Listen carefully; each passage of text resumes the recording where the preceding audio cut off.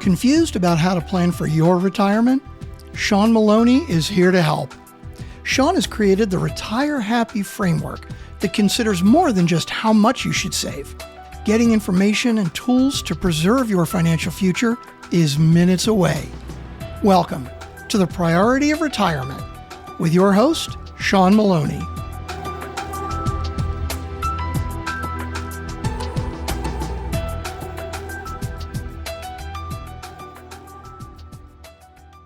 Hey everyone, welcome to another episode of the Priority of Retirement, where we dive into all aspects of retirement planning for that happy retirement. We have a special guest with us who's not only a powerhouse in the world of tax strategy, but also deeply understands the unique challenges faced by medical professionals that I think you're going to find relates into a lot of different areas of everybody's life. Alexis Gallati is the founder and lead strategist at Cerebral Tax Advisors and Cerebral Wealth Academy. She's the author of Advanced Tax Planning for Medical Professionals, has 20 years of experience in high-level strategic planning and multi-state tax preparation. So she's here to share her wealth of knowledge. And Alexis, I really appreciate you coming on today. Thank you so much, Shawn. I'm happy to be here. So tell me a little bit, what inspired you to specialize in the medical professionals side of things with taxes? Yeah, well, I got to start with saying that I have the zero science gene. I grew up in a physician's household. My dad's a neurologist. He's retired. And I married a physician. And so, he and I met, like the second week of college. And, so we were together through his entire journey of medical school and then residency. And one thing that I found was that, medical professionals don't get any education whatsoever when it comes to their finances, whether it's personal finances or running a practice. So I was in a very unique position, at that point, it was about a year and a half before my husband finished his residency. I saw the writing on the wall. At that time I was working for local and regional CPA firms. Our tax situation was going to change dramatically. So I wanted to know why the Warren Buffetts and the Bill Gates of the world, were paying such a low tax bracket So I went and started really investigating more tax strategies, because I'm very well versed at that point in compliance, how to keep the IRS happy. But okay, how do I reduce my tax bill? So when I started Cerebral in 2014, that's really was the basis of not only working with medical professionals, but also trying to find those tax savings. And yes, we work primarily with medical professionals, but we work with business owners and real estate investors as well, because medical professionals love their real estate. Right. Oh yeah. Well, I love that you specialize, right? Because when we talk to people and like in our field with financial advising and getting ready for retirement and those kind of things, I always tell people, there's some advisors out there that are, I call them the general practitioners, right? They're the kind of the accumulation mode and they're the general stuff. But then what we specialize in is doing retirement planning. So that's like seeing a specialist. In the way when you specialize on something, you can dive in and get really intimate with the needs of that industry. So I love that you specialize. And you can really, and I have a couple of friends that are, I got a friend that's a dentist, another one that's a doctor that, and I hear what you're saying, right? Just like whether it's doctors or athletes or anything, they don't have that makeup or that knowledge, and they can really get in trouble without someone like you giving them advice, right? There's lots of predators out there trying to steer them in the wrong direction. Yeah. So what makes y'all's approach a little bit different than other people when it comes to tax planning? Set aside that it's specialized in medical. Yeah. So again, our main focus is that proactive tax planning. So we start with designing a tax plan to make our clients efficient in the current year, and usually we're starting to look obviously into the next year as well. Right. And so then that way they get completely educated, because at Cerebral we don't sell any products, we don't take any commissions or kickbacks on any strategies we recommend. Mm-hmm. So everything is very education based. I just want our clients to know exactly their options, so they can make an educated decision on what they want to move forward with. And then we are a white glove hand holding service. So we're going to implement those strategies on their behalf and then make sure that they're reported properly on their tax returns. And so we are, full service. We have, bookkeeping, tax preparation, CFO services as well, and audit protection. So nice. We really make sure our clients are well taken care of, and we're smaller as well. So we, at the time of this recording, we only have about 160 clients that are on our maintenance packages. Right. But we are a team of 20. So we make sure, it's very much, we want to make sure that there's excellent customer service, excellent communication. So then that way our clients feel like they're really getting a concierge type service. Yeah. Love that. Love that. Well, I haven't met anybody yet that wants to pay more taxes. Exactly. And talking to people and doing seminars and those kind of things that, we talk about taxes a lot. And of course, that's always top of mind of people, how to be more tax efficient. What are some of the common mistakes you see people making when it comes before they get to you, in regards to tax preparation or tax planning? What are some of the biggest mistakes you see? Failing to plan, especially those that are starting to hit retirement age. That's probably one of the number one comments I get when talking with prospects is, man, I wish I came to you sooner. Right. And we just get so busy with our lives. People can't, they really can't be so hard on themselves. I mean, you don't know what you don't know, sure. And that's what we're here to really help with. But failing to plan is definitely the number one thing. And, really just depends on where you are in your life, but saving for retirement is actually a huge problem that people have, because they don't think about it until they're almost ready to retire. Yep. And that's a huge mistake. I'm a big fan of retirement because it's such a low hanging fruit in terms of tax savings and wealth generation. Sure. That, people really need to start thinking about it, not just from a tax deduction standpoint, but even from like a Roth standpoint, getting that tax-free growth like as early as possible. Yep. So sorry, I'm on my soapbox a little bit. No, I love it. No, I get it. And, we, just like, and I'm all for planning, obviously, with what we do as well. But, and like you said, life gets in the way. And, like when people are planning for retirement or planning just for anything, really planning to save things, you have good intentions early on in life, right? And then life happens, gets in the way. You don't necessarily follow through with everything, and what we see a lot of is people get, little senior in their careers, maybe in their 50s or so, and they have that oh crap moment that, oh man, I haven't done enough planning, right? But part of that is not just, accumulating funds and those kind of things. Talk to a little bit about, is there anything that people should be aware of or be thinking of, as they start thinking about retirement or the retirement plans or the future from a tax perspective that you would want to share with people? Definitely. I think the number one thing that I always tell everybody is you got to make sure that you prioritize retirement over your children's education. And I know that sounds very taboo to say, but hear me out. There's a method to my madness. So I have a lot of clients, especially medical professionals, who are like, I do not want my kids going into debt like I did for medical school. Sure. And I 100% understand that, but then they'll prioritize, funding their kids 529 or just putting money away for their school as opposed to putting money away into their retirement. Mm-hmm. And I always like to point out, remember, you can always borrow money for education, and not that you want to, but you can't borrow money for retirement. 100%. So, you want to try to find a good balance between it, essentially. Yeah, 100%. And it kind of goes along with we talk to people a lot when you're looking at putting together retirement plans, and we asked that one question, a little off topic, but we asked people, hey, do you ever, do you want to leave a legacy, to your kids, right? And there's tax implications with that as well, obviously, as Sure. far as how you transfer wealth and those kind of things.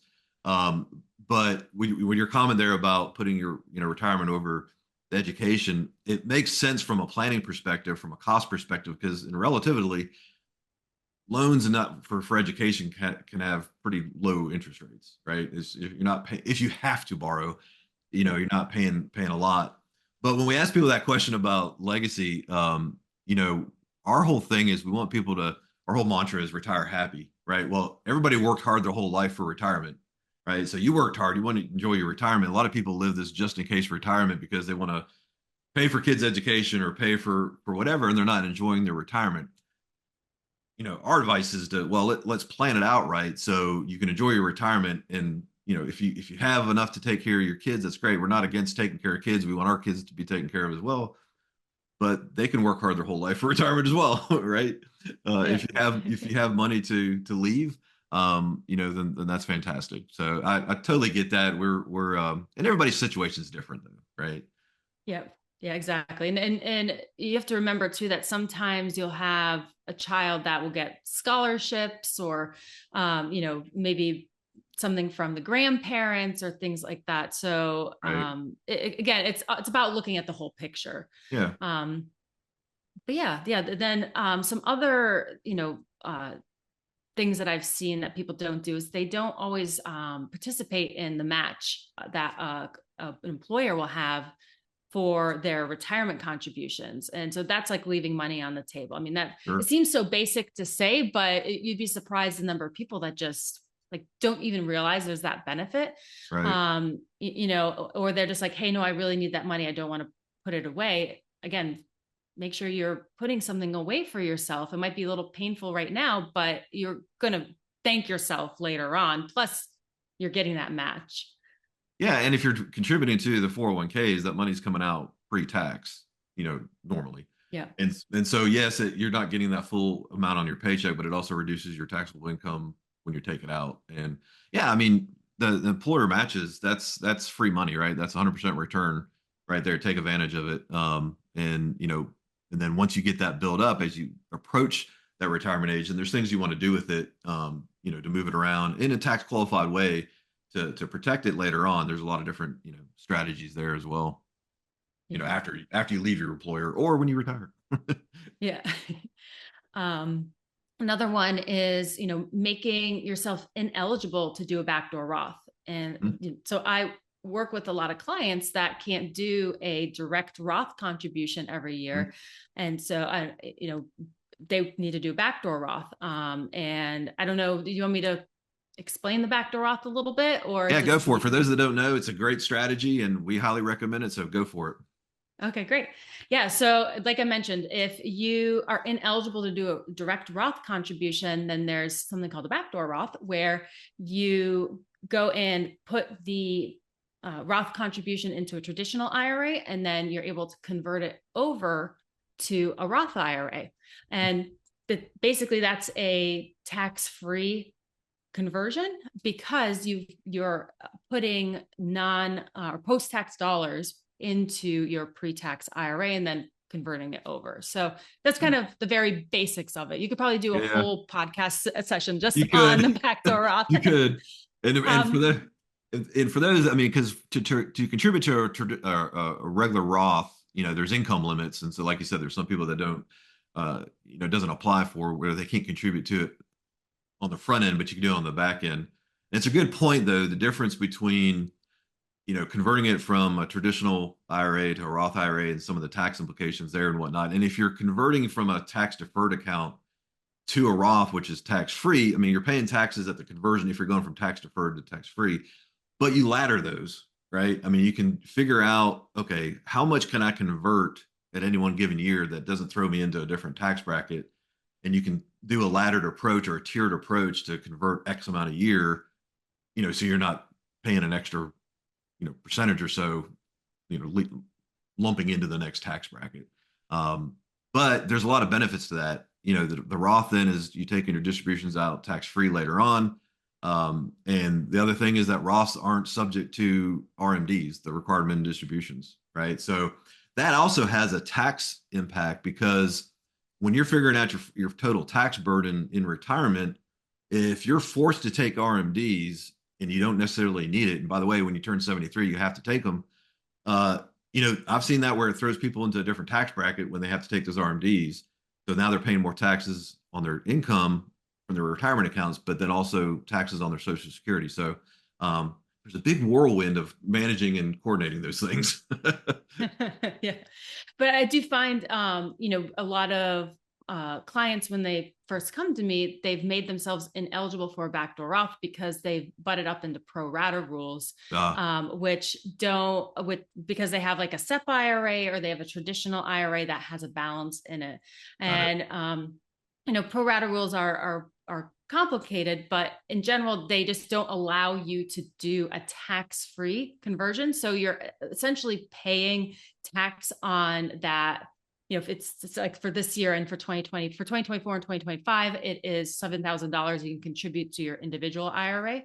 Mm-hmm. So if you do that conversion, then a portion of that those post-tax dollars that you put into your traditional IRA will be taxable when you convert it to the Roth, even though you've already paid tax on it. So it's really important to make sure that you're, again, not butting up into those pro rata rules.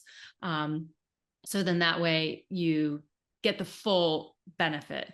But also too, going back to your mention about Roth conversions in general, one of my favorite strategies, especially for medical professionals, and this is really for any business owner that might go and retire before they hit their RMD age. Let's say, for example, we have a 60-year-old taxpayer and their RMD age is 75. Well, what's great is now we can start taking, if they've retired or they've really slowed down, now they're in a lower tax bracket, we can start taking controlled Roth conversions all the way up until, they have to start taking those RMDs so that we can lower, how much they have to take in retirement. Right. And then again, like you mentioned, everything or a lot of it is now post-tax in the Roth, and it can just continue to grow tax-free, and you could leave it to your kids. And so it really helps with the legacy planning you were talking about earlier. Yeah. And guys, don't let all this scare you off. It sounds complex, but there's a path to it, and highly encourage you to seek advice and try not to do it on your own, right? Because you don't want to pay more taxes than you have to, right? I know I don't. And so when you use someone like Alexis and her team, seek out professional advice when you're doing these things, just to make sure you're hitting all the right areas. You don't want any surprises when you go to file those taxes and you didn't realize that you didn't figure on one aspect of it. While it sounds daunting, but that's why there's people like Alexis and out there in the world that help us go through those kind of things. Well, I know you have a book as well. Tell us a little bit about your book. What's that about, and what are some of the highlights from your book that people can expect?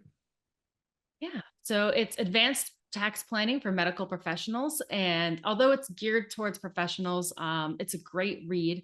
Basically, I like to describe it as a brain dump of just many, many different types of tax strategies. Whether you own a business, if you have a charitable intent, if you own real estate, retirement, etc., it really is there to open up a door and of the possibilities of different strategies. So then the reader can take that information to their tax professional or their wealth advisor and say, hey, I've read about this. Is this something that could apply to me? How can we get this done? Right. And it's been a really great way for me to help educate and like I said, just open up the door to different strategies that a lot of people just don't get introduced to. Right. No, I get it. And guys, there'll be a link in the show notes and whatnot to, contact information for her and her book and all that kind of stuff as well. So if you want to check that out, you can go out there and check that out. One thing that struck me a little bit when I heard you have some specialty as well in multi-state tax preparation, and we work with some different business owners that, have business, offices and go cross state lines and those kind of things. Talk to us a little bit about what are some of the intricacies and challenges and how you tackle that multi-state tax area. Yeah, I kind of fell into specializing in multi-state because between undergraduate and then graduate work and then my husband's medical school and then residency, we've been all over the place. Right, right. And the real major challenge when it comes to just multi-state, it is based on the, if you have a business in multiple states, or maybe you travel for work, or even if you have investments that are in other states, if you earn that money in the other state, then you're going to owe tax to that state. So you have to be very aware. I mean, most of the time you're going to, like if you have a K-1, for example, they'll send you a K-1 for that other state, Sure. information, but if you're a business owner, for example, you have to be very, aware of the rules and where you have essentially nexus, a physical presence in that state. And each state, unfortunately, has different requirements of what it means to have that nexus, and so again, it can get complicated. And then obviously, different states have different rules in terms of different licenses and, setting up your business and payroll, so it's they definitely get their money's worth out of all the fees that they charge. Well, anytime you add other governments and multiple government entities into anything, you start stacking them, it's going to get more complicated. Yeah, exactly. Even in states like me, like I'm located in Knoxville, Tennessee right now. And so even though there's no state income tax in Tennessee, there are a lot of other still taxes and business licenses that are in need, et cetera. So, right. Well, tell us a little bit. What are some? And I know people always, they're always looking for what's coming down the pike or whatnot. What do you see as some trends, kind of shaping the future of tax strategies and whatnot? Is there anything that kind of catching your eye or things that people should be on the lookout for? Well, I'm very interested to see what Elon Musk comes up with as part of like the efficiency and like trying to, make a simpler tax system. My hat's off to him if he can make that happen. But unfortunately, bureaucracy always gets in the way, but that's a whole nother conversation. I see, especially when it comes to tax strategies, there has been a huge influx, I believe, and that I see of different alternative investments that provide tax benefits. One that became available this year, I'm not as well versed in it because there's just not a whole lot of information, but are like sovereign tribal credits. Oh, wow. And so, but some like old tried and true ones like oil and gas, that they always provide a first year tax benefit, and that can help reduce even W-2 income, which is amazing. But then, with all the green initiative by the government, there are a lot of solar credit type of investments where you can buy credits for solar that help go and reduce your tax liability. And that doesn't mean you have to put solar panels on your house, so every single year, I'm seeing more and more of these different types of investments. And sometimes you do have to be an accredited investor in order to, invest in those. But other than that, you just have to, that was the end of it. Sorry. No, I get it. It's an ever-changing environment, right? And there's different opportunities that arise. There's different tax breaks that come up for different, and the energy efficient side of it is a big and upcoming piece. I mean, I know there's things that you can do to your house and all those kind of things that give you tax credits and whatnot. I know some of those have expired, but I think there's still some out there. But hey, you know what? I mean, every little bit helps, and having, the knowledge and someone that can help navigate all that. I mean, that's critical, Yeah, the solar credit syndications are just nice because like I said, you don't have to actually put anything on your house. You buy into basically a solar development. Gotcha. Then you're you're getting a credit for that investment essentially. Right. Got it. Yeah. Man, I really appreciate you coming on today. Guys, for those listening out there, like I said, all her information is going to be on the show notes. Hit her up, check out her book. We definitely want to be aware of tax implications as we're going through retirement planning, that they need to be accounted for while you're planning, but also when you execute, when you go through retirement. We don't want to pay more taxes than we have to. We want to have that money for that happy retirement. So Alexis, I really appreciate you coming on. Guys, until the next episodes, here's to aligning your future in that happy retirement. Until next time, y'all have a wonderful day. Thanks for listening to The Priority of Retirement with Shawn Maloney. If you enjoyed the show, check out our reviews on Apple Podcasts, Spotify, or wherever you get your podcasts. For more free resources to help with your retirement journey, go to retirewisepro.com or check the link in the show notes. You can also download a free copy of Shawn's book, The Priority of Retirement, or reach out to discuss working with him directly at retirewisepro.com. Thanks for listening. Insurance products offered through the insurance business RetireWise LLC. RetireWise LLC is also an investment advisory practice that offers products and services through AE Wealth Management LLC, AEWM, a registered investment advisor. AEWM does not offer insurance products. The insurance products offered by RetireWise LLC are not subject to investment advisor requirements. Investing involves risk, including the potential loss of principal. Any references to protection, safety, or lifetime income generally refer to fixed insurance products, never securities or investments. Insurance guarantees are backed by the financial strength and claims-paying abilities of the insuring carrier. This podcast intended for informational purposes only. It is not intended to be used as the sole basis for financial decisions, nor should it be construed as advice designed to meet the particular needs of an individual situation. RetireWise LLC is not permitted to offer, and no statement made during the show shall constitute tax or legal advice. Our firm is not affiliated with or endorsed by the U.S. government or any governmental agency. The information and opinions contained herein provided by third parties have been obtained from sources believed to be reliable, but accuracy and completeness cannot be guaranteed by RetireWise LLC. Guests of The Priority of Retirement are not affiliated with, nor do they endorse Shawn Maloney or RetireWise LLC.